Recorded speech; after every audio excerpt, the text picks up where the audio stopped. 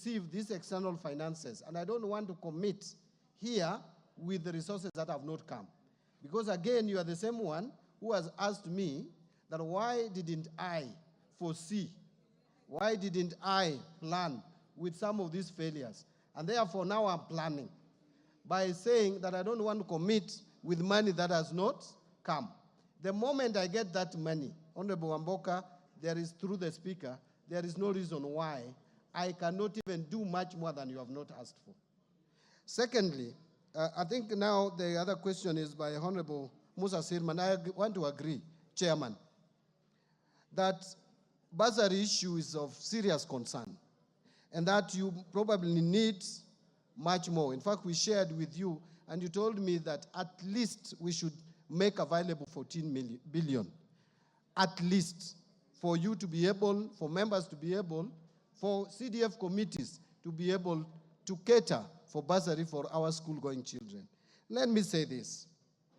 I want to persuade members to allow me, not for next week, because next week I know the kind of commitments we have, but the following week, latest by 29th, that we make another disbursement of 7 billion. And I want to tie that to respond to Honorable Kainan on the question that you raised, whether the mandarins would mislead me. The advantage you have is that the CS at the National Treasury is an accountant and is an auditor. And therefore, I cannot be misled. It's not possible. What I have brought to you is not a letter. This is a transfer. This is an IFMIS spreadsheet that has been given to me. I did not want to come and give you a letter. I wanted to table before this House evidence that we have made the transfer. And we will make another transfer. What you can do, honorable members, you can tell your committees to go ahead and vet the students if you have not vetted them, even make provision. You know how 14 billion can be split. There is already 7 billion. The other 7 billion, I will make sure that we try as much as we can to release it by 29. But next week will be too much pressure on our part. We may not be able to manage next week. Now, on the question by Zamzang, reducing the budget of NGAF to 2.7. Honorable Zamzang, you may not be aware of this. This NGAF money is my creation. It's not even a creation of women MPs. It is John Mbadi standing before you here today. Women MPs approached me, and I took them to the minister then, the CS Rotich, who was my friend for many years. And I convinced Rotich, because the budget committee had rejected any creation of money for women representatives. And we persuaded Rotich. We were with Governor Wanga today. We were with Kajuju, the former MP, and Nyokabi. 4 of us. That is how this money came about. So I support it. We allocated 3.2, not 3.5, according to the records I have. But it was reduced. It was not National Treasury, it is this House.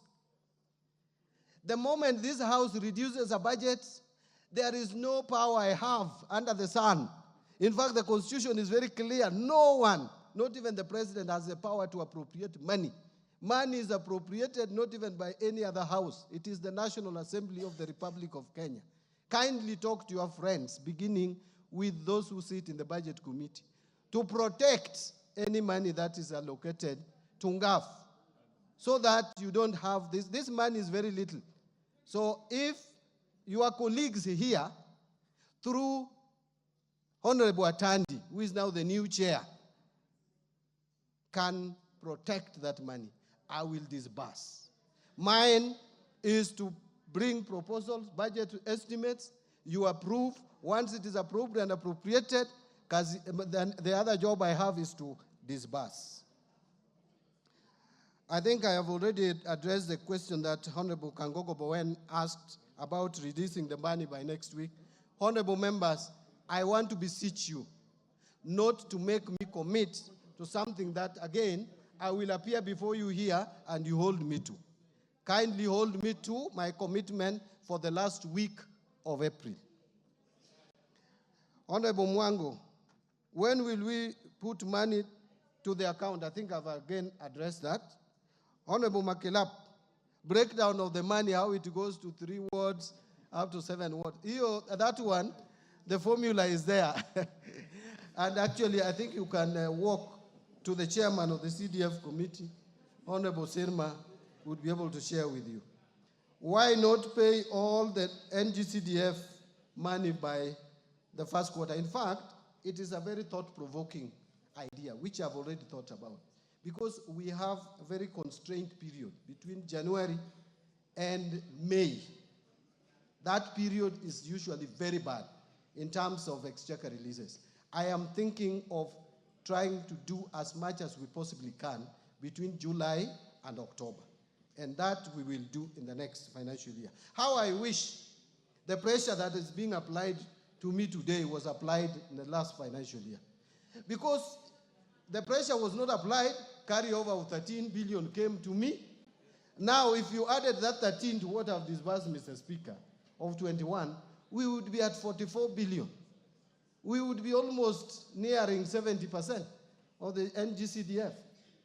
And all that, the money that was supposed to be disbursed in the last financial year, I have disbursed it now. I'm not getting any credit for it. But let's put pressure on me so that the next financial year we don't have the same story. Honorable Osero, 21 billion, I think, is a repetition. Honorable Mase, you have asked about external finances. Yes, it is true that now it is coming out clear that we are unlocking the external finances. There were some conditions precedent which we have met. But again, I want to stop at, I want to hesitate from making a commitment with money that has not come. If that money comes, I will do more than I've promised. Because I want to make sure that by end of this financial year, we clear all the allocation, the 68 billion for the CDF. That we can only be able to do if, when we get money, then we make sure that we enhance the allocation. On undertaking of 7 billion by end of next week, again, Honorable Farah Malim, I think I've addressed that. Honorable Kirima, am I aware that there is the only development in the constituencies is through NGCDF? I am a Kenyan. I work in these villages. I know what is happening. But we also hope that counties use their monies prudently. Because actually that was a sense of devolution. And we cannot go back on devolution. It is there in the Constitution. We gave it to ourselves. I don't want to use such strong words, but I want to say better prudent use of government resources. Instead of getting a lot of cash stashed in people's houses, how I wish that we could see better roads, more water provision, health facilities in most of our villages, because that is what Kenyans called for. On the issue of plan of releasing GAF, you know now we don't have a plan for 2024-25 because we have zero balance. Yes. So I wouldn't have a plan to release zero balance. But going forward, the money is not so much. At least you should be guaranteed that if it remains at that level of about 3 billion or so, we will be releasing it in 2 tranches, so that we don't again spread it too thin. We can't have monthly disbursement for 3 billion.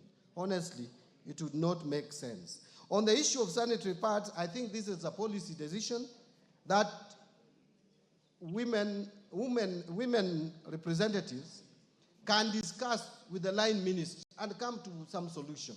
It is not hard. You can just invite the cabinet secretary, the principal secretary, and you agree. I don't even know and understand why there should be issues around this. To me, it is a matter that can be resolved very quickly, and because what those children need are sanitary pads. Quality sanitary parts, both at reasonable prices.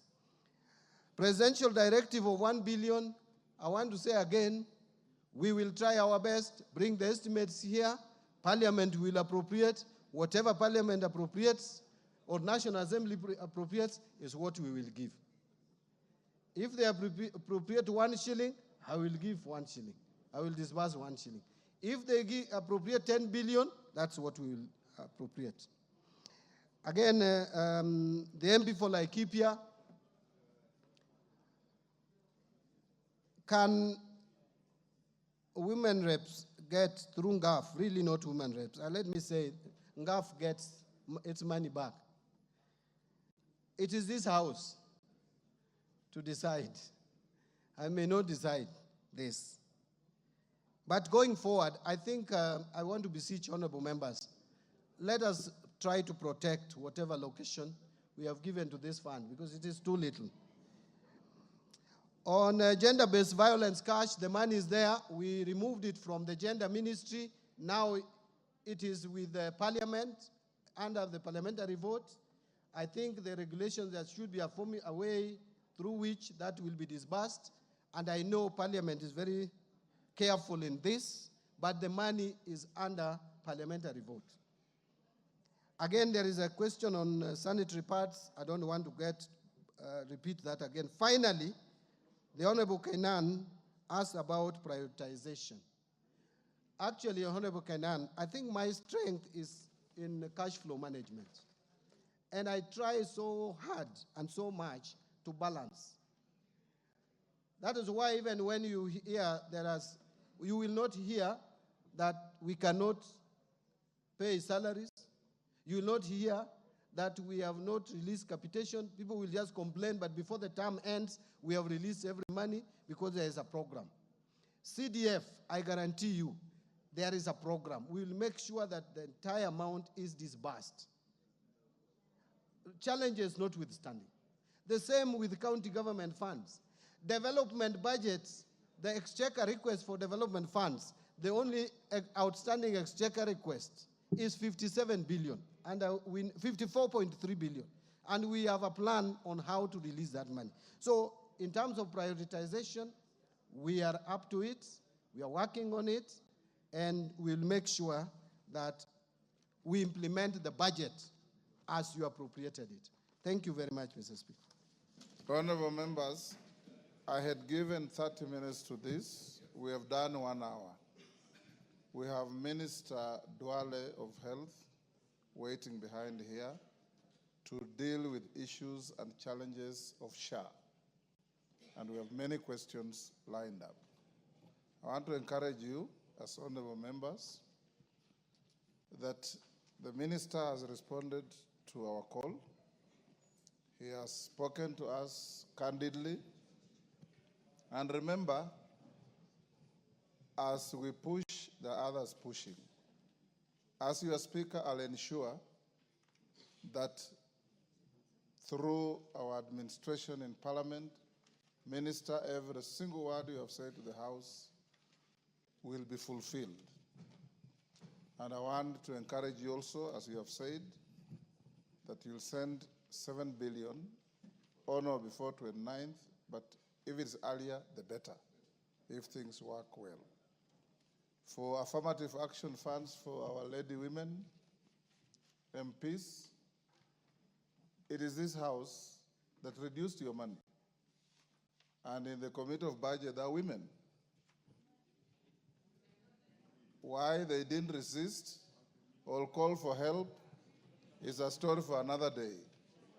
But we will encourage Atandi, because the cream removed from that fund is very small. I'll encourage you to put it back in the next cycle so that the women MPs can at least start from where they were as we look to the economy improving and giving them some more. I say this because I've been in this House with you, and I know how prudently resources through constituencies are managed as opposed to other management centers that you know. So let me encourage us that The little you have got is better than nothing, but we encourage the minister to do much more. And going to the future, Minister, as you have committed yourself, you'll try to avoid the jam of January, February, March, and deal with the issues at the time where you have better latitude to ensure that what CDF does continues to do. And members, remember this, and you have gone to court to argue, and I agree with you, that this is not your money. This is money of the people of Kenya that you represent. And that this money is managed through committees that are independent of you. I don't want anybody to pick the Hansard and go to court to pretend that MPs have now said they control CDF, because that is how your detractors have been fighting you. This money comes to your constituency. This money is run by committees, and this money benefits the people you represent. You only come back to oversight that money. That's why we have reports that come here. So let's leave it here. We thank Jack Wamboka for bringing the issue and the enthusiasm that you have all demonstrated in bringing out the salient issues that are pressing Kenyans. And Honorable Mbadi, you know you have been here, you have managed to see a constituency, and you know what CDF has done and can do. I was here before CDF, I was here during CDF, I will live here when CDF is even stronger. So let's ensure that CDF remains the centerpiece of our development activities in the constituencies. So we release you to go back to your ministry, and Majority Leader bring in the Honorable Farah Maalim. Honorable Carolo Monde, I know you have a question that is unrelated to CDF. And yes, I know you have an issue you wanted to ask the Honorable Mbadi unrelated to CDF. I would rather we don't now, so that we bring in Duale. We will ask the Majority Leader to arrange and have the minister back here to answer other questions other than CDF in the shortest time to come. In the meantime, you can file your question. I will have it tabled and we'll send it to the minister to deal with it even without